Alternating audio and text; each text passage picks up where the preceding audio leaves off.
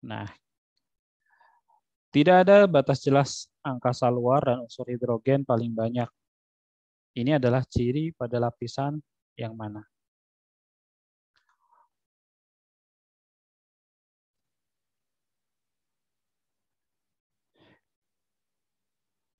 Kayak gini aja deh tampilannya ya. Biarin deh. Tidak ada batas jelas angkasa luar dan unsur hidrogennya itu paling banyak. Nah, ini adalah eksosfer. Nah, kenapa kok jawabannya eksosfer? Nih, tidak ada batas jelas angkasa luar. Artinya dia itu memang yang udah paling dekat dengan luar angkasa. Gitu. Nah, dari namanya sendiri ingat X, eksosfer. Nah, X itu kan artinya luar ya. X atau exo itu artinya luar. Jadi ini lapisan yang fungsinya apa? Fungsinya apa, Yud? Aduh, saya lupa, Kak. Kalau luar angkasa itu berarti yang paling utama adalah tempat mengorbitnya satelit.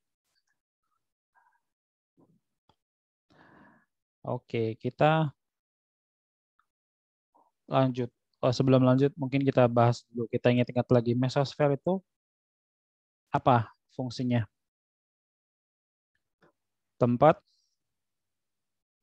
penghancuran meteor dan benda-benda asing. Jadi ingat aja meteor, ingat mesosfer. Nah, ingat mesosfer, ingat meteor.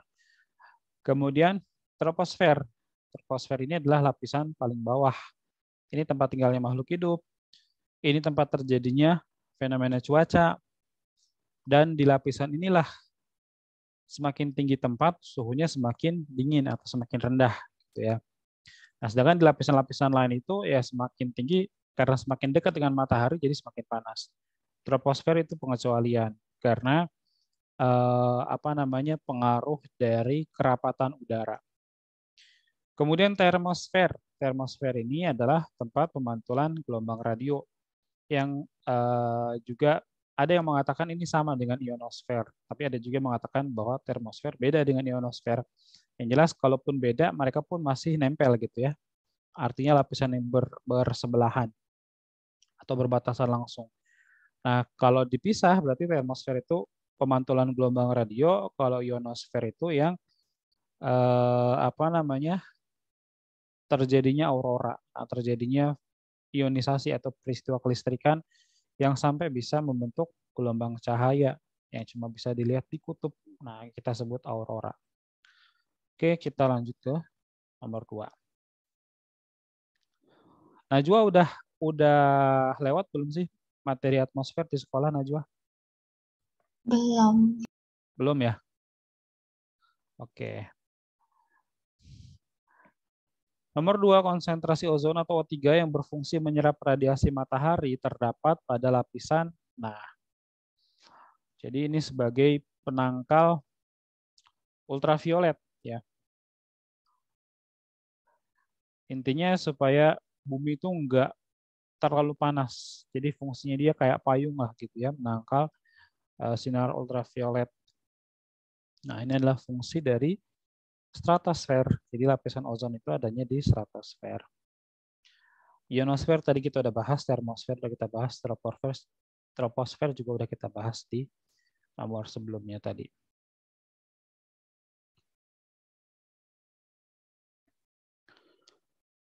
Kemudian kita lanjut ke nomor 3.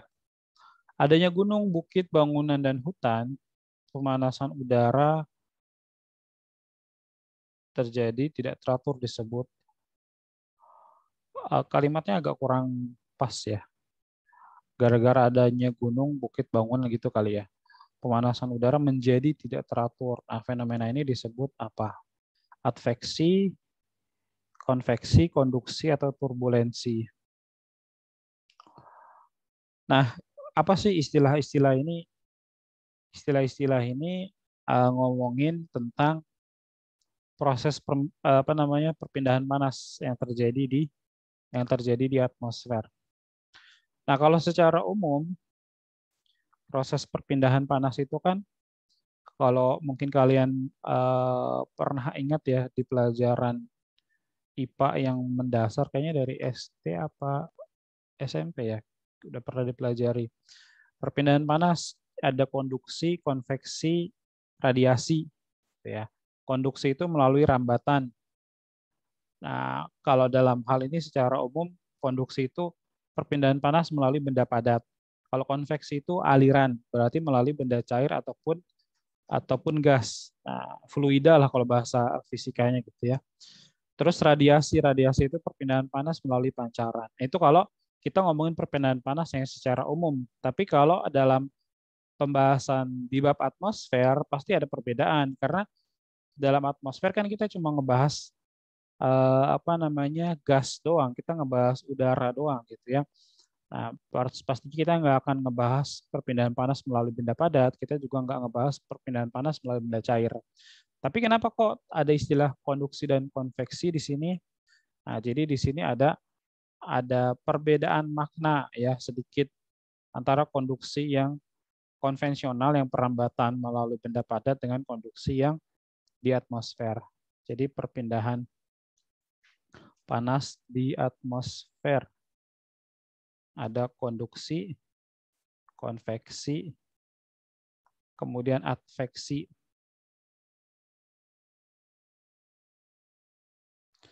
Loh, ini ternyata file PDF ya. Coba kita lihat.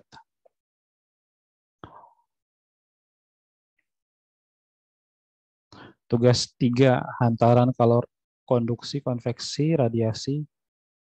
Oh, bukan ini yang kita cari. Kita cuma nyari yang ngebahas tentang atmosfer.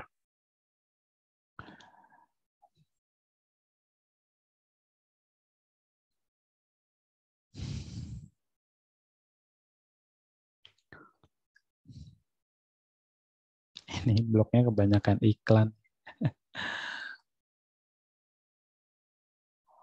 Nah, ini dia.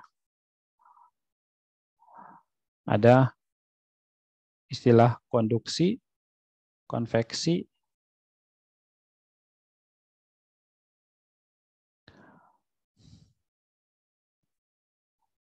nah difusi di sini tadi nggak disebutin ya. Proses pemanasan secara tidak langsung, nah, maksudnya yang terjadi di atmosfer ya. Terjadi melalui beberapa proses juga seperti konduksi, konveksi, adveksi, dan turbulensi. Konduksi adalah penambatan panas matahari pada lapisan udara bawah, kemudian mengalirkannya ke lapisan udara sekitarnya. Nah, di sini tetap dipakai kata-kata perambatan, gitu ya. Walaupun ini semuanya kita ngomongin perpindahan panas yang ada di atmosfer, tapi dia punya sifat yang beda-beda. Kemudian konveksi. Nah, konveksi itu kan lebih tepat kita sebut sebagai aliran. Makanya di sini di ilustrasinya ada aliran panas, udara dingin, udara dingin. Terus di sini terjadi perpindahan secara vertikal. Nah, ini disebut dengan konveksi. Kemudian adveksi, ini adalah perambatan panas secara horizontal. Nah, kemudian turbulensi itu adalah dengan berputar-putar. Dan turbulensi ini bukan cuma istilah di atmosfer. Istilah turbulensi juga kita bisa temukan di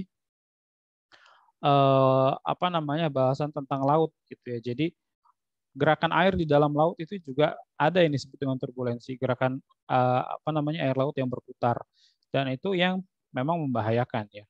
Kalau misalnya kita bicara contohnya kayak pantai selatannya Pulau Jawa tuh yang katanya kalau nyemplung ke situ nanti bisa hilang gitu, diculik sama Nyi Roro Kidul. Padahal bukan ya. Nah, kenapa orang bisa hilang kalau nyemplung di sana? Karena itu lautnya dalam, pantainya curam, dan di dalamnya itu sering terjadi turbulensi. Jadi gerakan airnya tuh muter-muter gitu. Nah, jadi orang itu bisa terjebak di situ dan dia bisa nggak muncul lagi ke permukaan. Oke, jadi di sini sebetulnya agak kurang pas ya kalimat soalnya. Harusnya tuh di sini nyebutin perpindahan panas di atmosfer yang terjadi secara berputar. Nah, baru jawabannya turbulensi. Itu harusnya yang lebih pas. Oke, ini nggak usah kita masukin ke catatan, kita lewatin aja. Nomor 4. Unsur gas banyak merusak lapisan ozon dan mempengaruhi perubahan iklim global adalah, nah, gas apa yang paling banyak merusak ozon?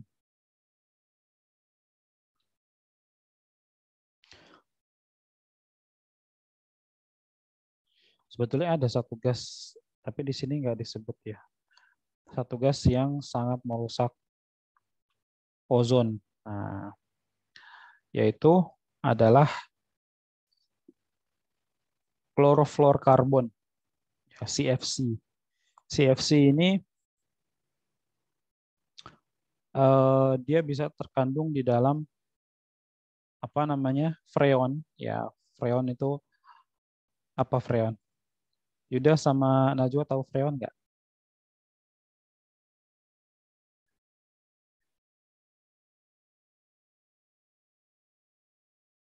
Pernah dengar kata freon nggak, Yuda sama Najwa? Pernah Kak, pernah.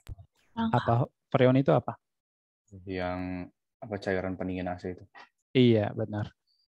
Jadi dia gas sebetulnya ya. Tapi kalau kalau misalnya dimasukin ke dalam tabung nih, dia akan berwujud cair.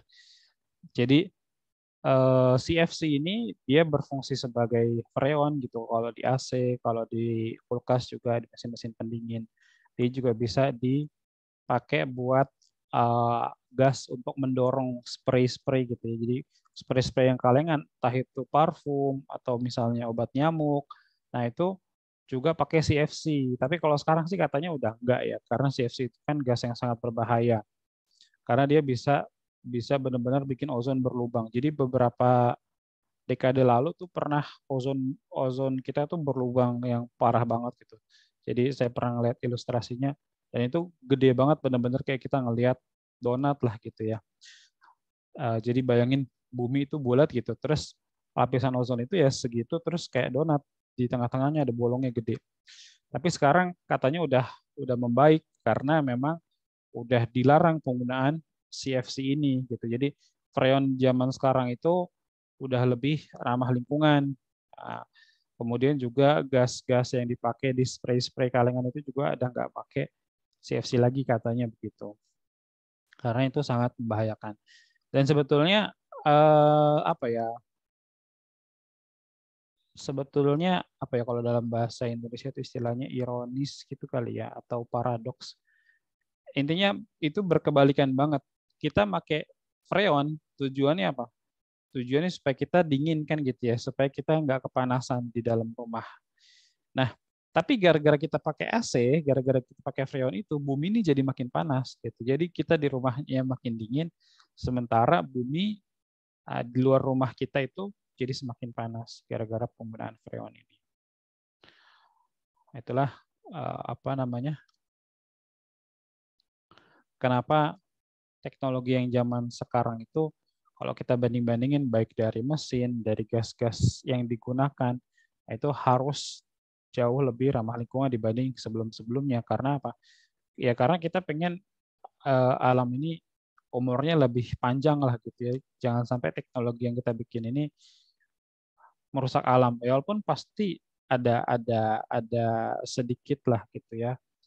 Apa namanya pasti merusak alam, cuman sebisa mungkin kadar cemarnya, kadar perusakannya itu bisa ditekan, bisa dikurangi. Jadi semakin ke sini kan teknologi yang kita gunakan semakin ramah lingkungan. Oke, kita lanjut ke nomor 5. Bulan Oktober sampai April, angin bergerak dari benua Asia ke Australia. Umumnya di Indonesia itu musim pancaroba, penghujan, peralihan, atau kemarau.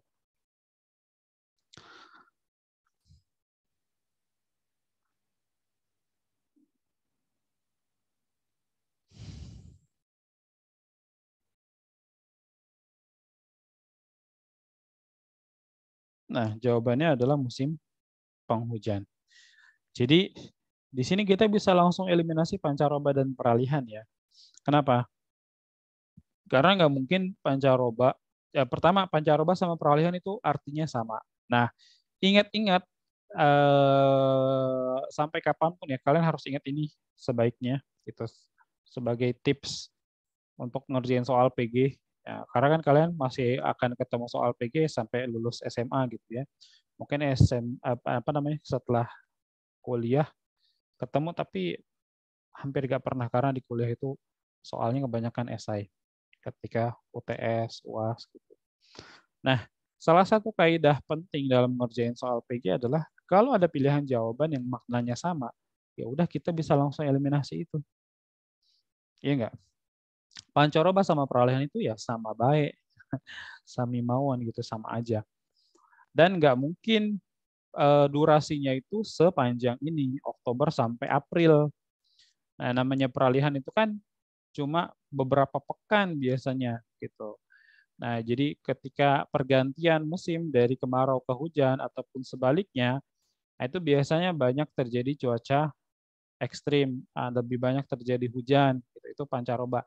Tanda-tanda pancaroba di Indonesia itu biasanya kayak gitu. Kemudian bisa jadi siangnya panas banget nih, terus tiba-tiba nanti sorenya hujan deras sampai malam. Nah itu pancaroba. Kemudian bahasan tentang pembagian musim di Indonesia. Nah, kita di sini perlu ingat-ingat yang namanya angin muson, ya, angin muson. Jadi gini, kalau kita mau bahas dari yang paling dasarnya dulu,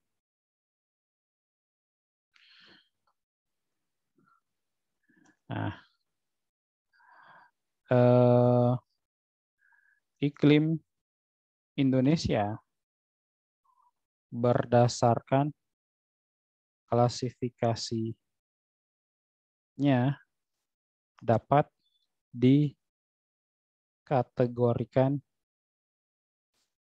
ke dalam beberapa jenis atau beberapa tipe iklim.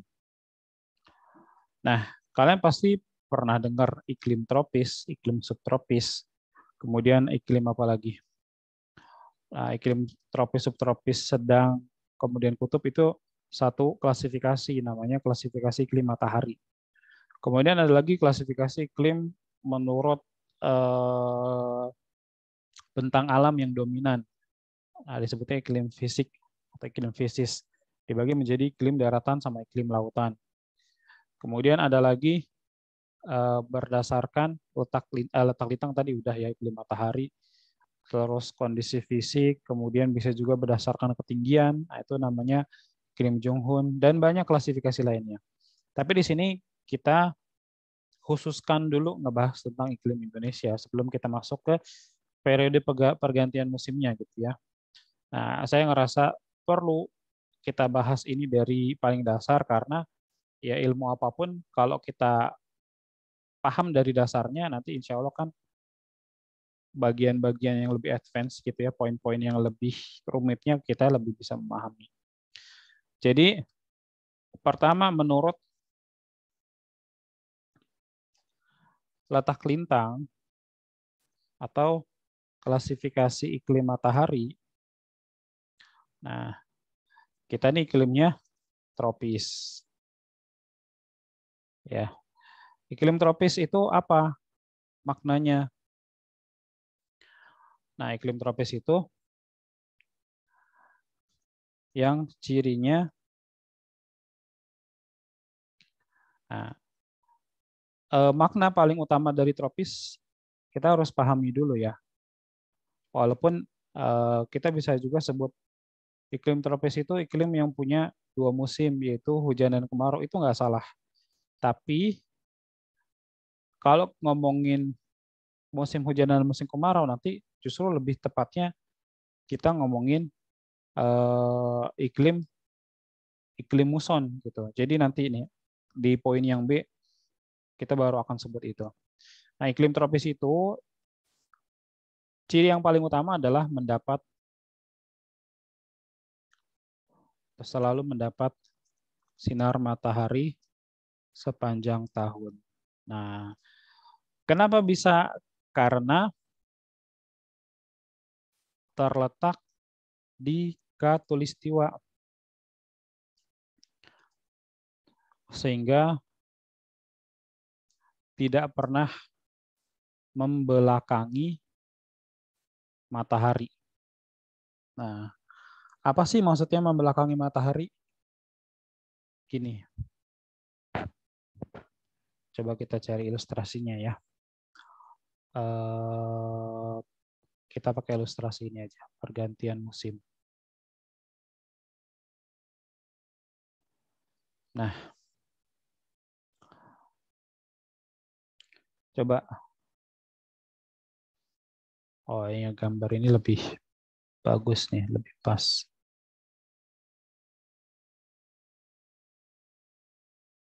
Walaupun resolusinya agak kecil. Nah, coba Yuda sama Najwa. Bisa dipahami nggak poin yang barusan saya sebutkan?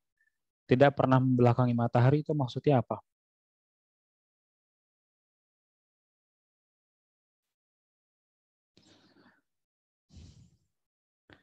Nah, jadi terletak di khatulistiwa atau ekuator ya. Ini kan garis tengah ya. Ini ekuator kan garis tengahnya nih. Nah, jadi ini yang membagi bumi menjadi belahan bumi utara dan belahan bumi selatan. Coba kalian perhatiin garis yang tengah-tengah ini nih, di 4 posisi. Pernah nggak daerah di sekitar ekuator ini membelakangi matahari? Nggak pernah. Tapi kalau daerah kutub itu di beberapa waktu, di beberapa keadaan, dia akan mengalami posisi yang membelakangi matahari. Nah, saya ganti deh ilustrasinya ini mungkin lebih pas ya. Nah, coba kalian lihat nih. Ini di posisi ini belahan bumi utara, apalagi kutub utara, nih posisi yang sebelah kiri ya. Ini dia lagi apa namanya musim dingin. Kenapa? Karena dia lagi membelakangi matahari. Lihat, matahari posisinya di sini, sehingga belahan bumi utara di bulan Desember itu jadinya membelakangi matahari, jadinya musim dingin gitu. Tapi kalau posisi ekuator mau di bulan apapun, nah, ketika lagi berevolusi, ketika lagi mengelilingi matahari, itu nggak pernah punya posisi yang membelakangi matahari. Makanya inti dari iklim tropis itu adalah iklim yang panas. Gara-gara apa? Gara-gara selalu mendapat sinar matahari sepanjang tahun gitu.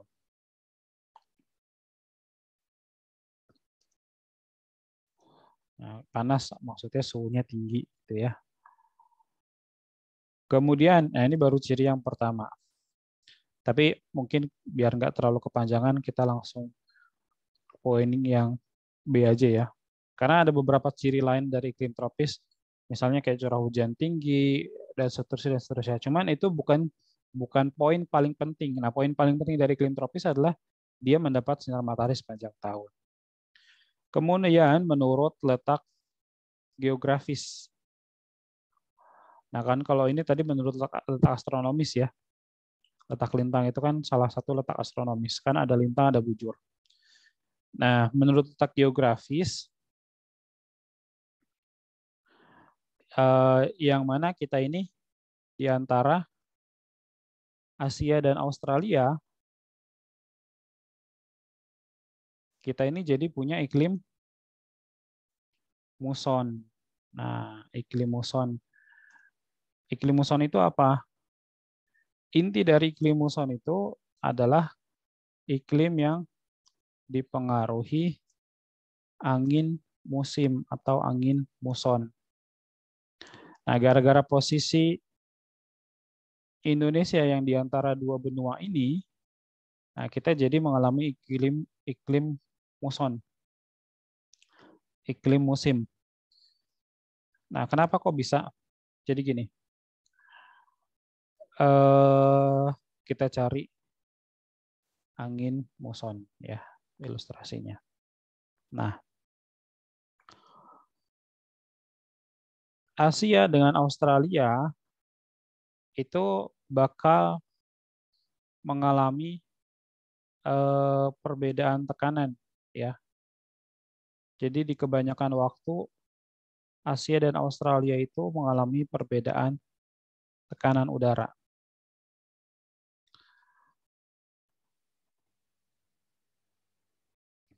Nah, coba ilustrasi gambar ini menunjukkan angin muson barat atau angin muson timur.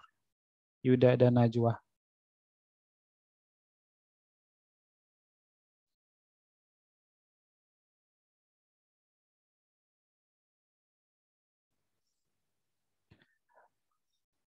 Kalian udah ini belum? Udah belajar angin muson belum di sekolah?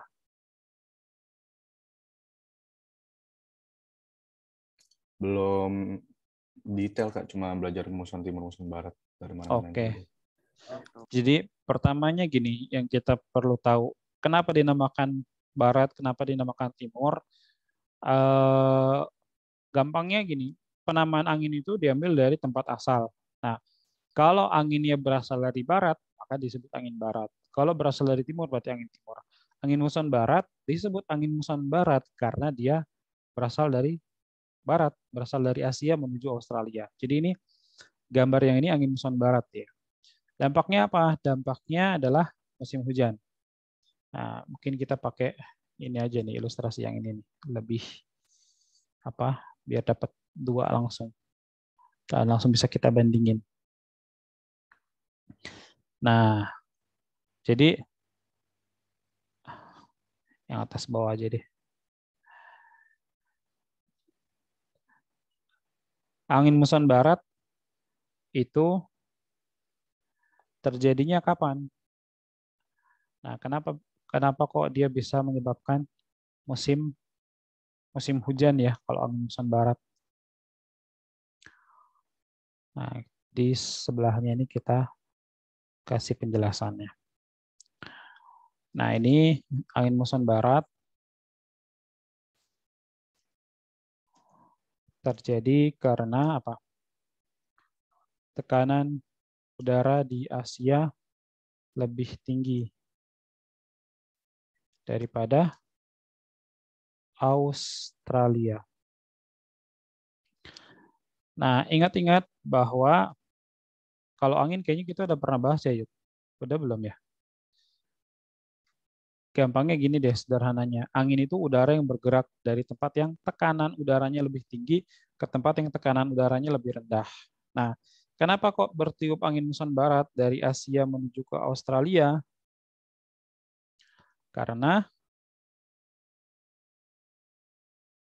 pada periode ini, ya, pada periode Oktober ke April ini ya, angin muson barat, itu tekanan udara di Asia lebih tinggi, tekanan udara di Australia lebih rendah. Jadinya bertiup deh dari Asia menuju Australia. Kemudian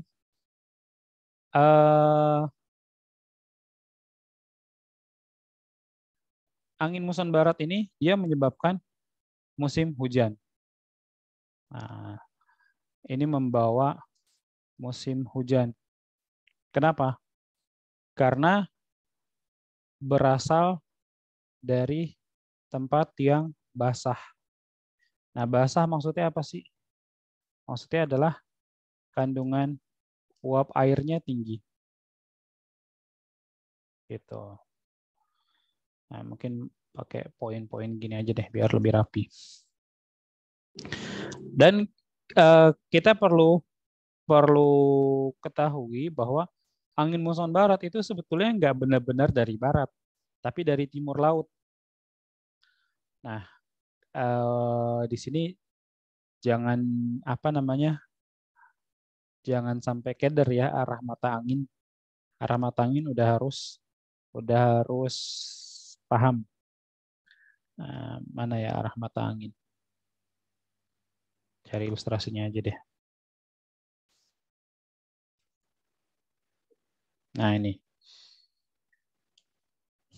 Jadi angin muson barat itu sebetulnya adalah angin muson timur laut. Jadi kenapa? Karena dia nggak benar-benar dari barat. Lihat nih arah panahnya nih. Pertamanya dari mana? Dari Samudra Pasifik sebetulnya kan. Nah tapi ketika masuk Indonesia itu Indonesia bagian barat yang kebagian duluan. Jadi dia ada pembelokan arah angin gitu. Kenapa dia bisa mengalami pembelokan arah angin? Gara-gara dia nyeberang ekuator. Nah, jadi ketika angin itu nyeberang ekuator, dia bakal mengalami pembelokan arah angin karena ada yang namanya gaya Coriolis. Nah, kita lihat arah timur laut ini adalah Samudra Pasifik ya kan, daerah yang basah yang terdapat banyak air. Makanya di situ kandungan uap airnya tinggi, udaranya basah. Nah, maka angin yang bertiup itu angin basah. Angin muson barat itu angin yang basah. Dan ini periodenya adalah Oktober ke Maret atau ke April, gitu ya. Oktober ke April.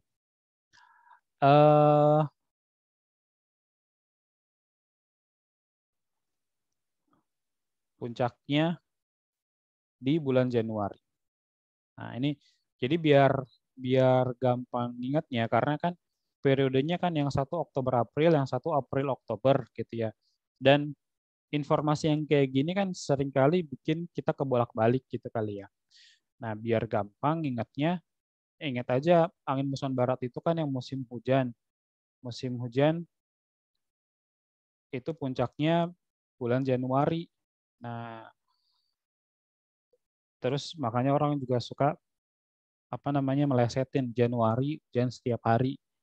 Karena memang biasanya Januari itu hujan bulan yang curah hujannya paling tinggi. Dan kalau banjir, nah biasanya kan antara bulan Januari atau Desember gitu ya, atau Februari. Nah, pokoknya masih sekitaran itu. Terus angin muson timur, nah berarti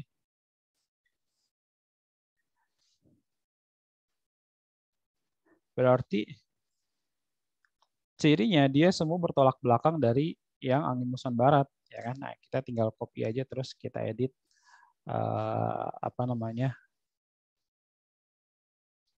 angin muson barat kita ganti jadi angin muson timur. Nah, terjadi karena tekanan udara di Australia lebih tinggi daripada Asia. Nah, kemudian dia membawa musim kemarau. Kenapa bisa kok angin muson timur membawa musim kemarau? Karena dia berasal dari daerah yang kering, dari Australia. Australia itu wujudnya apa? Perairan atau daratan? Daratan kan, benua. Gitu. Nah, karena berasal dari tempat yang kering, yaitu benua Australia.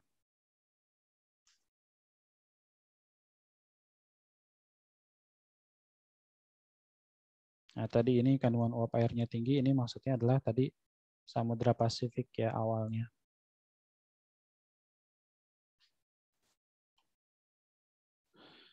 Kemudian periodenya kebalikannya, yaitu April ke Oktober. Nah, puncaknya itu biasanya di bulan Juli atau Agustus. Jadi,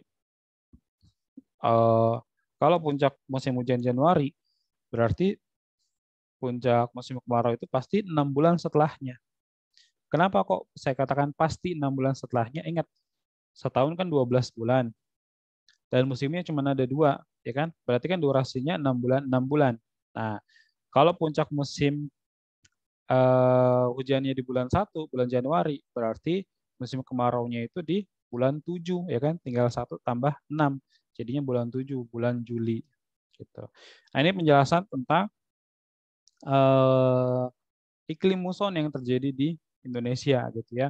Gara-gara diapit 2 benua, yang mana 2 benuanya ini terletak di lintang yang berbeda. Benua Asia itu adanya di belahan bumi utara, sedangkan benua Australia adanya di belahan bumi selatan, sehingga berpengaruh terhadap kondisi iklim di Indonesia. Dalam hal ini kita sebutnya ini iklim muson. Nah, itulah kenapa tadi ini jawabannya musim penghujan ya, soal yang ini nih. Nah, sampai penjelasan yang ini ada yang mau ditanyain nggak? Yuda dan Najwa.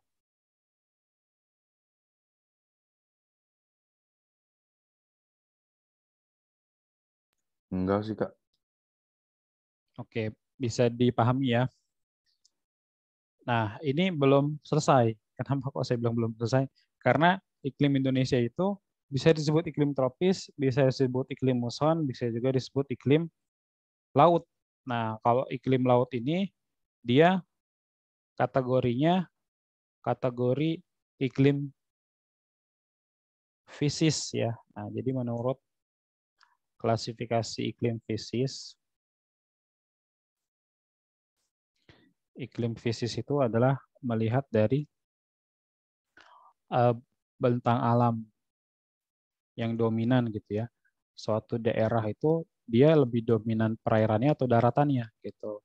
Nah, kalau kayak Australia tadi dan benua-benua lainnya, pastinya mereka itu didominasi iklim darat. Tapi kalau Indonesia, itu iklimnya jelas iklim laut.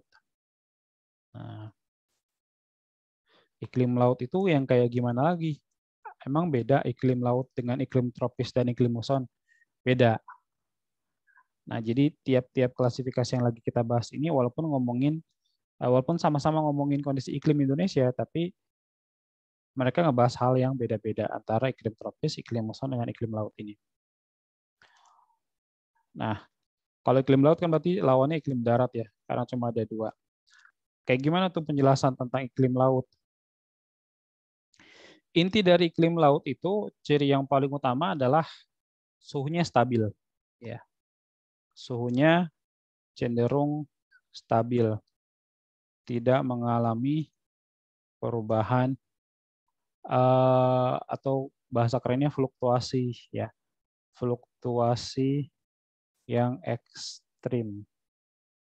Nah, tidak mengalami amplitudo suhu yang tinggi.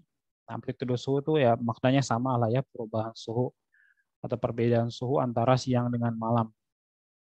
Kenapa bisa iklim laut itu suhunya cenderung stabil? Nah, mungkin kita perlu bahas dulu apa itu iklim laut, apa itu iklim darat. Kita bahas di kolom yang berbeda. Iklim laut dan iklim darat. Nah, gampangnya kita pakai tabel perbandingan jadinya ya. Iklim darat dulu deh ya. Nah, ini iklim laut. Kenapa disebut iklim darat? Karena suatu wilayah itu masuk kategori iklim darat kalau dia wilayahnya atau bentang alamnya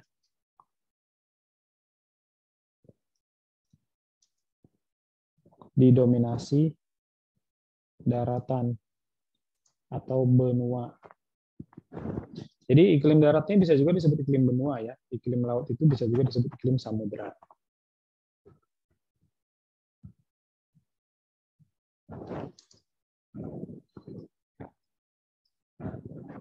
Nah,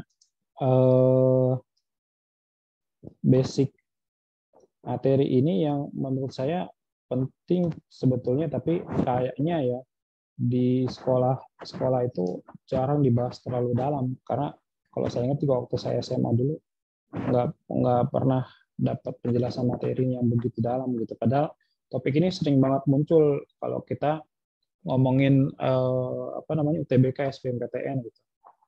Karena buat anak sekolah yang notabene targetnya kebanyakan pengen ke PTN, itu kan ujian paling ujian paling ultimate-nya lah gitu ya, itu kan UTBK atau SBMPTN. Nah, itu yang menjadi tolak ukur bimbel-bimbel, tolak ukur kita nih biasanya. Jadi intinya kalau bisa ngerti soal UTBK, insya Allah ujian-ujian yang lain kan levelnya lebih rendah, itu bakal bisa juga. Nah, di UTBK sering banget materi ini di geografi itu keluar, materi tentang iklim darat dan iklim laut ini sebetulnya. Iklim darat bentang alamnya didominasi daratan atau benua. Nah, terus emang apa efeknya kalau dia didominasi oleh daratan? Efeknya adalah dia itu mengalami perubahan suhu yang ekstrim. Nah, atau fluktuasinya ekstrim gitu.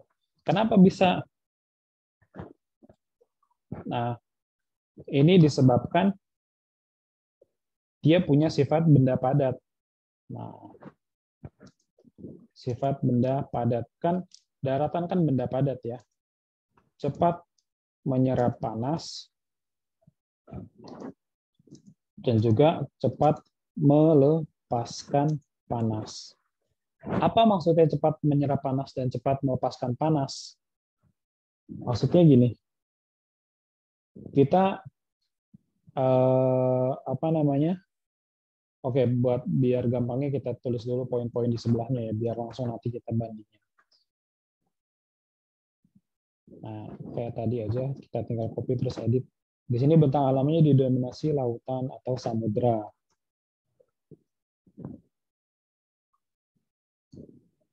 Samudra.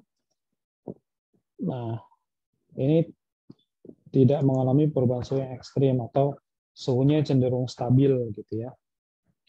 Nah, kemudian di sini sifat benda cair. Sifat benda cair itu lambat menyerap panas dan juga lambat melepaskan panas. Nah, coba deh saya jelasinnya nanti dulu deh. Kira-kira maksud dari cepat menyerap panas, cepat melepaskan panas, terus ini lambat menyerap panas dan lambat melepaskan panas. Kira-kira Yuda sama Najwa bisa tahu nggak maksudnya apa? Saya Kenapa? kurang ngerti, Kak. Kurang ngerti ya. Yuda, Apa Kak? maksud dari poin yang ketiga ini nih, yang paling bawah di tabel ini nih, sifat benda padat, sifat benda cair, cepat menyerap panas, cepat melepaskan panas, lambat menyerap panas, lambat melepaskan panas. Bisa tebak nggak maksudnya apa sih? Kayak gimana sih pemahamannya? Itu yang kayak ini konduksi gitu kan Kak? Iya, cuman kita bukan lagi ngomongin proses perpindahan panasnya, cuman ngomongin sifatnya dia dalam menyerap dan melepaskan panas. Jadi gini, kenapa kok tadi iklim darat itu suhunya ekstrim? Nah, gara-gara dia sifatnya sifat benda padat. Apa sih maksudnya sifat benda padat? Gampangnya gini, kita bayangin aja ada sebatang besi gitu ya, seukuran pensil lah gitu. Terus kita bakar besi ini di atas api lilin aja, api yang kecil. Kita bakar, nah beberapa detik, terus kita pegang ujung besi yang habis dibakar itu. Yang terjadi apa? Mungkin jari kita melepuh gitu ya, kepanasan lah intinya. Nah, padahal cuma dibakar beberapa detik doang. Nah, itu membuktikan bahwa si batang besi ini sebagai benda padat, dia itu cepat menyerap panas. Nah, batang besi yang masih panas tadi, coba dicelupin ke air. Bayangin aja kita celupin ke air. Kan gitu ya, nanti ada suaranya gitu. Seketika hilang panasnya, pas kita pegang itu langsung adem, langsung hilang suhu panas yang bekas dibakar lilin tadi. Nah, ini yang menunjukkan bahwa benda padat itu cepat menyerap panas, cepat juga melepaskan panas. Itulah kenapa gurun. Nah, jadi sebagai apa ya, fenomena ini, fenomena iklim darat ini kita bisa lihat banget itu di gurun, gitu ya. Nah, fenomena ini dapat dilihat di gurun. Nah, gurun itu kan siangnya panas banget, gitu ya. Tapi apakah malamnya masih panas banget? Enggak, malamnya itu justru cenderung dingin kalau di gurun. Nah, sepanas apapun ketika siang hari, malamnya itu biasanya cenderung dingin. Kenapa? Karena lagi-lagi tadi, gurun itu kan, kenapa dia bisa jadi gurun, kenapa dia bisa kering? Karena dia didominasi sama daratan, sehingga dia nggak bisa terjangkau sama air. Maksudnya air hujan, air laut gitu ya, makanya dia kering. Nah, gara-gara didominasi daratan juga, makanya dia punya sifat benda padat tadi. Dia cepat menyerap panas, artinya ketika siang hari nih ada matahari, dia jadi panas banget. Ketika malam mataharinya tenggelam, otomatis dia langsung dingin, langsung adem. Gitu. Nah, sedangkan sebaliknya iklim laut, sekarang kita bayangin air. Bayangin air satu panci. Ya, air satu panci. Kita isi sampai penuh. Terus kita nyalain kompor yang maksimal gitu ya, yang apinya paling gede. Bisa nggak air itu langsung mendidih? Air satu panci itu. Mendidih dalam hitungan detik gitu. Bisa nggak? Nggak bisa, ya kan? Air itu nggak bisa langsung mendidih. Sepanas apapun api di kompor itu gitu ya. Nah, beda halnya kalau apinya api apa misalnya di gunung berapi gitu ya, itu beda, itu pasti langsung hilang airnya karena panasnya panas banget. Nah, kita ngomongin di apa namanya kehidupan kita sehari-hari aja gitu. Kita mau ngerebus air. Nah, kita nyalain kompor yang apinya gede. Nah, apakah air satu panci itu bisa langsung mendidih? Jawabannya enggak, butuh waktu gitu. Karena sifatnya benda cair, dia lambat menyerap panas. Kemudian kita tungguin tuh tadi ya sampai airnya mendidih. Ketika airnya udah panas, sudah mendidih, kita matiin kompornya. Bisa nggak air itu langsung adem? Jawabannya nggak bisa. Nggak bisa secepat benda padat melepaskan panas, ya kan?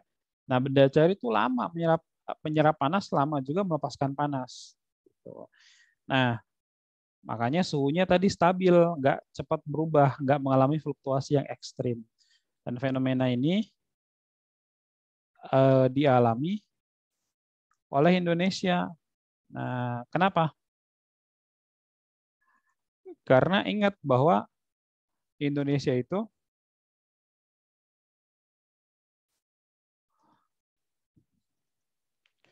71% wilayahnya adalah perairan. Nah, makanya Indonesia iklimnya iklim laut. Gitu. Nah, ini penjelasan tentang iklimnya Indonesia ya. Jadi tadi ada 3 apa aja, Najwa? Iklimnya Indonesia.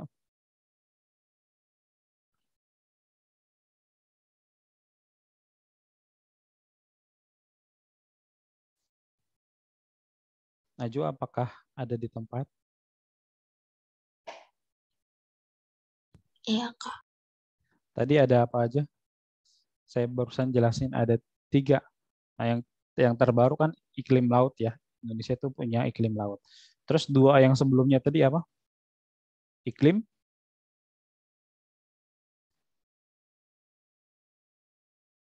Nah, ini iklim tropis dan iklim muson gitu ya. Nah, jadi memang setiap setiap wilayah itu pasti dia punya lebih dari satu iklim gitu. Maksudnya kalau Indonesia, kita katakan Indonesia itu iklimnya iklim tropis menurut letak lintangnya, kemudian iklim muson menurut letak geografisnya, dan iklim laut menurut tentang alam yang dominan. Kalau misalnya kita ngomongin eh, Eropa lah katakan gitu ya. Eropa itu bukan iklim tropis, Eropa itu iklim sedang. Kemudian berdasarkan kondisi fisiknya, Eropa itu iklimnya iklim darat, bukan iklim laut. Gitu. Nah, ini jadi eh, apa namanya, materi ini materi yang cukup penting karena sering keluar di ujian-ujian, dan juga menurut saya penting buat semua orang ya, karena kita kan ngalamin fenomena ini semuanya gitu. Jadi kita bisa lebih paham, oh kenapa sih kok ada fenomena cuaca yang kayak gini, kok ada fenomena iklim yang kayak gini gitu.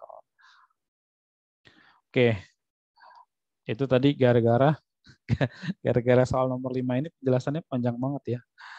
Oke, kita lanjut ke nomor berikutnya.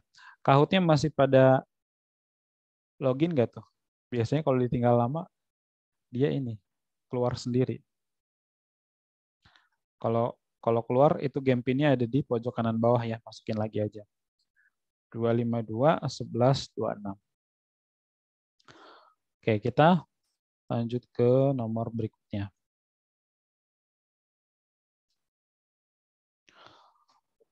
Berikut ini awan yang dapat menimbulkan curah hujan, yaitu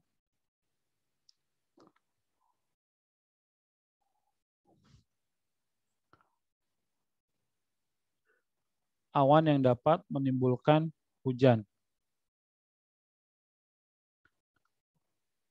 Cirrus, cumulus, stratus, atau cirrostratus. Nah, jadi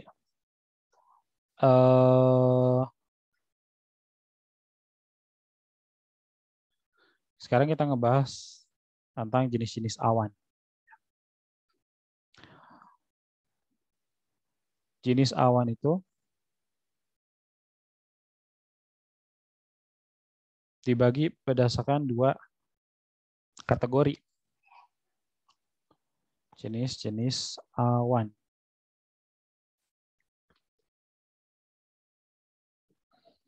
Yang pertama berdasarkan bentuknya atau menurut bentuknya.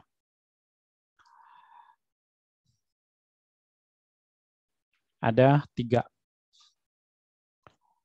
Yang pertama cumulus. Ini bentuknya seperti bulu domba. Nah, bentuknya bergumpal seperti bulu domba. Kemudian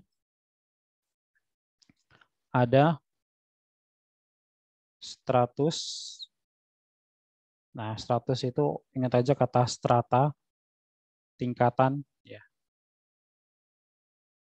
Jadi dia bentuknya berlapis-lapis. Nah, berlapis-lapis atau bertingkat-tingkat. Dan yang ketiga adalah cirrus. Dia bentuknya tipis seperti benang atau helai rambut. Nah, ini baru berdasarkan bentuknya. Kemudian kategori yang kedua ini berdasarkan ketinggiannya. Ada awan rendah. Nah, di antara awan rendah itu ada cumulus, kemudian ada stratus. Terus ada awan sedang, ada altocumulus, ada altostratus. Dan awan tinggi. Nah, ada awan cirrus, cirrocumulus, dan cirrostratus. Nah, kalau kita lihat ya, di penamaan berdasarkan ketinggian ini, itu sebetulnya ada polanya. Nah, maksudnya gini, kalau awan sedang itu pasti di depannya ada kata-kata alto. Nah, kalau awan tinggi itu pasti ada kata-kata cirrus atau cirro. Nah, jadi tadi juga awan cirrus itu adalah awan yang tinggi ya. Artinya di level yang rendah itu kita tidak temukan awan cirrus. Nah, jadi ini kan berdasarkan ketinggian ada awan rendah, awan sedang, awan tinggi. Nah, kita mungkin perlu lihat ilustrasinya ya, jenis-jenis awan. Nah, ini dia. Tadi saya katakan ada level-levelnya. Maksudnya itu ini. Nah,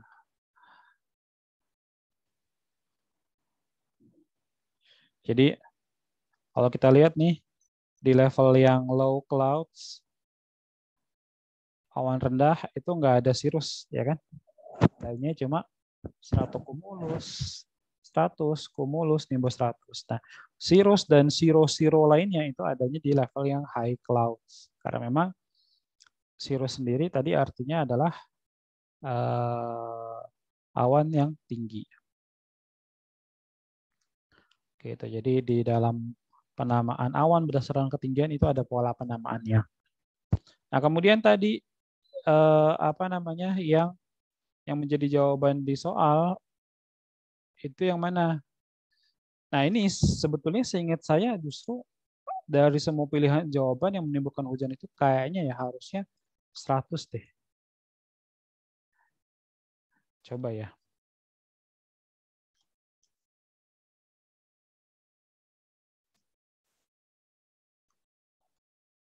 Nah, kalau awan yang menghasilkan hujan itu biasanya juga ada kata-kata nimbus atau nimbonya.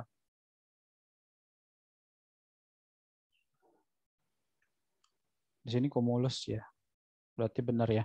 Nah, setahu saya 100 juga menghasilkan hujan, tapi mungkin dia intensitasnya nggak setinggi yang dihasilkan oleh cumulus. Karena memang cumulus lebih tebal sih. Nah, emang apa pengaruhnya Kak sama tebelnya? Ingat bahwa awan itu kan sebetulnya terbentuk dari air juga. Dari air yang menguap, kemudian dia mengalami kondensasi. Nah, kondensasi itu bisa kita artikan sebagai pengembunan atau pembentukan awan gitu. Jadi semakin banyak air yang menguap, semakin banyak awan yang terbentuk nantinya gitu. Jadi cumulonimbus ini, nah atau cumulus awan yang bergumpal, nah, itu adalah awan yang dia memiliki konsentrasi atau kandungan air lebih banyak dibanding bentuk yang cirrus dan stratus. Nah, apalagi yang namanya cumulonimbus ini ya, jadi ada catatan tambahan di sini, awan mendung itu biasanya ada kata-kata nimbo atau nimbusnya. Nah, dan yang paling menakutkan adalah cumulonimbus. Kenapa menakutkan? Nah, ini sangat ditakuti di dunia penerbangan ya terutama. Karena dia bisa menghasilkan badai, hujan yang sangat deras, disertai petir pula gitu. Karena ini sangat membahayakan bagi kegiatan penerbangan. Nah, kalau buat kita ya mungkin bahaya juga gitu ya. Jangankan cumulonimbus, kalau hujan aja gitu, tiba-tiba hujan kan pengendara motor tuh banyak yang tiba-tiba jadi ngebut gitu ya, ketakutan kena hujan. Padahal kalau mereka mikir resiko maksimal kehujanan itu cuma masuk angin. Tapi resiko gara-gara ngebut kecelakaan bisa meninggal gitu. Jadi apa namanya orang-orang tuh suka lucu gitu kalau kalau hujan kok malah ngebut padahal jalanan kering ngebut aja kan bahaya gitu ya, apalagi jalanan basah ngebut makin bahaya gitu. Ya kalau saya sih mendingan masuk angin daripada meninggal di jalan gitu ya gara-gara kepleset. Oke.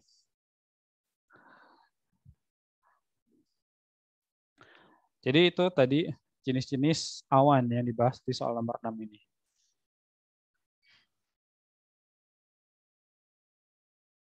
Sekarang kita lanjut ke nomor 7. Ini soalnya sampai 50 loh kuis ini. Cuman karena kita juga perlu ngebahas ya tiap-tiap soal ini secara mendalam. Nah, dan prinsip quality over quantity itu penting dalam pelajaran tuh, quality over quantity itu penting. Jadi nggak perlu kita ngajar sampai nomor 50, tapi kita nggak ngerti, ya kan? Mendingan kita dapat sedikit nomornya, tapi kita bisa paham secara mendalam. Nah, soal ini waktu itu ada kan Yud di apa yang kita bahas di pertemuan sebelumnya kan? Soal yang ngebahas kayak gini. Iya, ada Kak.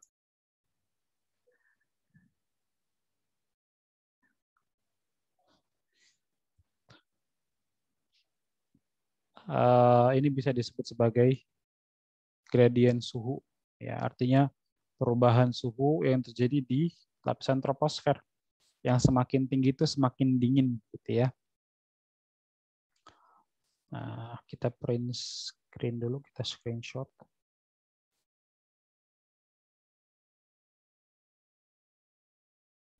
Yang perlu kita ketahui untuk menjawab soal ini apa?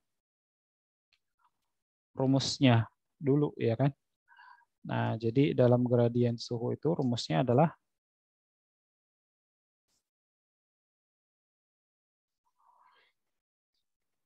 setiap naik 100 meter, suhu turun 0,6 derajat Celcius. Nah, ini derajat mesti pakai simbol mana ya? Degree.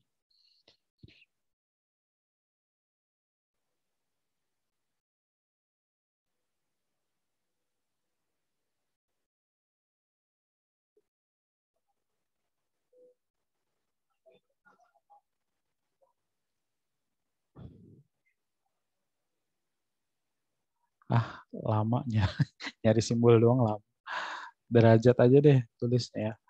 Nah, setiap naik 100 meter itu biasanya suhu turun 0,6 derajat Celcius. Nah ini, jadi rumusnya berupa kalimat sederhana gini aja. Ini yang jadi patokan kita.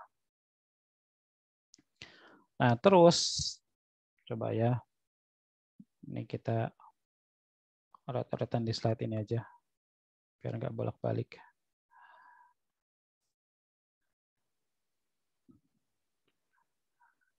Ini kita tiban aja pakai warna putih. Nah, terus gimana ini kita masukin angka-angka ini ke rumus? Maka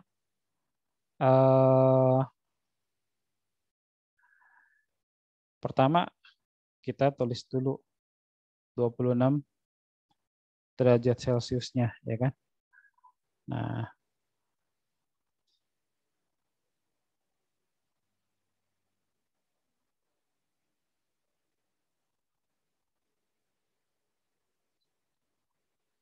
ya ini jadi naik ya.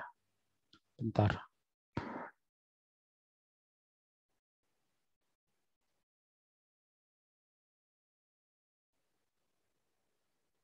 Nah, 26 derajat Celcius. Ini derajatnya nggak usah ditulis deh ya, kelamaan nanti. Dikurang. Nah, kurang berapa? Kurang 2500. Ini susah ya, harusnya saya pakai pen tablet. Nah, 2500 kurang 0. Nah, kenapa sih mesti kurang 0 kok melakukan perbuatan sia-sia gitu? Enggak, ini bukan perbuatan sia-sia ya. Kebetulan soalnya itu kan ketinggian tempat sebelumnya 0. Nah, kalau ketinggian tempat sebelumnya 15 misalnya gitu ya. Ya udah ini 2500 kita kurang 15. Jadi angka 0 ini bukan perbuatan sia-sia. Karena kan kita ngurangin suatu bilangan dengan angka 0 ya kan itu sia-sia ya, maksudnya nggak berubah nilainya. Tapi di dalam hal ini sebetulnya bukan perbuatan sia-sia. Ini karena kebetulan tempat sebelumnya ketinggiannya 0. Karena di bilangan yang di hitungan yang atas ini kita nyari selisih ketinggian itu maksudnya. Nah, dibagi 100 meter, kemudian sebelah sininya kali deh. Kali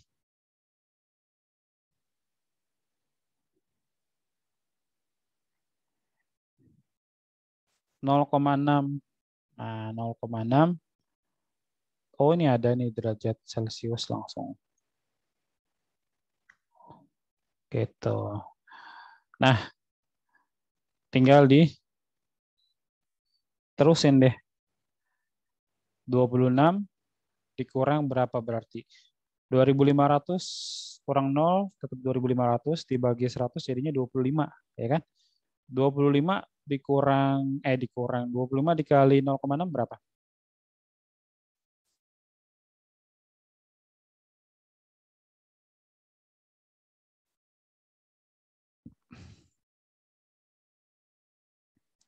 Jadi ini sama dengan 26 derajat Celcius dikurang hasil penghitungan ini 25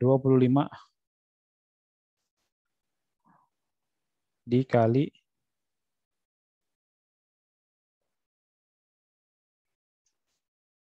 0,6 derajat Celcius. Dan jangan sampai lupa, di sini ada pengurangan dan perkalian. Pastinya kita duluin perkalian, ya kan? Jadi sama dengan 26 derajat Celcius. Ini mau nulis derajat Celcius saja mesti pakai equation.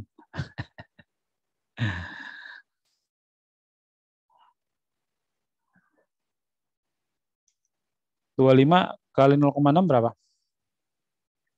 Pakai kalkulator aja deh ya, biar cepet. 25 kali 0,6. 15. Nah, 15 derajat Celcius. Jadi hasilnya adalah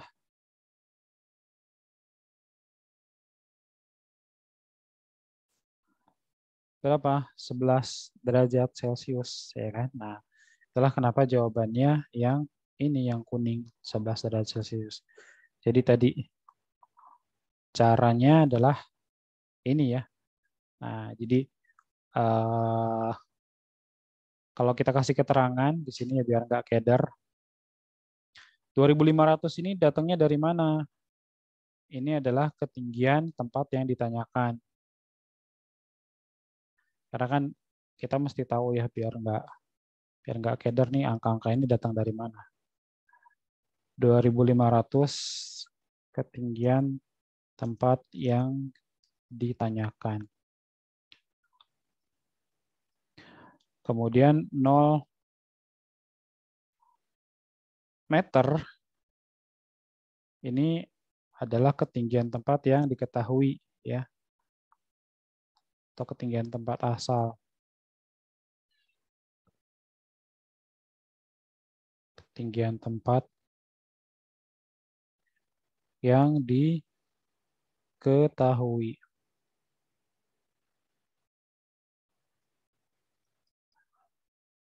Kemudian 26 tadi suhu di tempat yang diketahui ya. Suhu di tempat awal.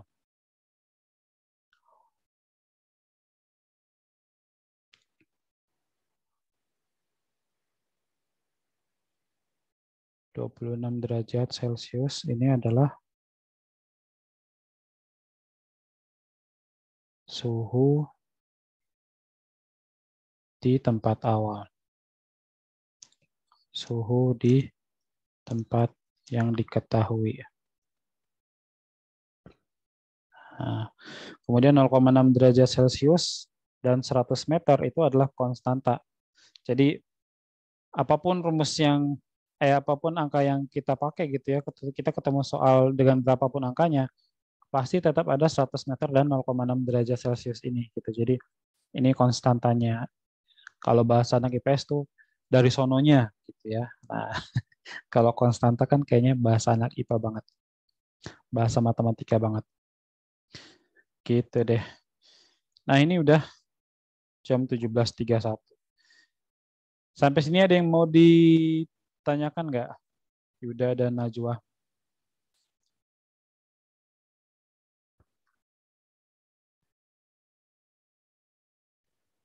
Kita baru dapat 7 nomor. Tapi emang tadi agak telat ya pada joinnya ya. Gimana Yuda sama Najwa? Kita cukupkan pertemuan hari ini. Ada yang mau ditanyain nggak? Nggak ada sih, Kak. Nggak ada ya. Oh ya, Ini Najwa bisa ada dikirim nggak, Kak? Iya, nanti insya Allah saya kirim Oke, seperti Kak. biasa. Najwa ada PR nggak Najwa selama liburan? Nggak ada, Kak. Wih, kok enak banget sih nggak ada PR? Biasanya kalau libur panjang tuh guru selalu ngasih PR banyak. Enak ya, nggak ada PR. Jadi Soalnya baru ulangan. liburannya tanpa beban jadinya. Oke deh, Putra dan Najwa, kalau nggak ada yang mau dibahas lagi, kita cukupkan pertemuan hari ini. Terima kasih atas perhatiannya. Mohon maaf kalau banyak kekurangan. Kita tutup dulu dengan doa. Subhanakallahumma bihamdika asyhadu an la ilaha illa anta astaghfiruka wa atubu ilaik. Assalamualaikum warahmatullahi wabarakatuh. Waalaikumsalam. Makasih ya, Kak. Sama-sama.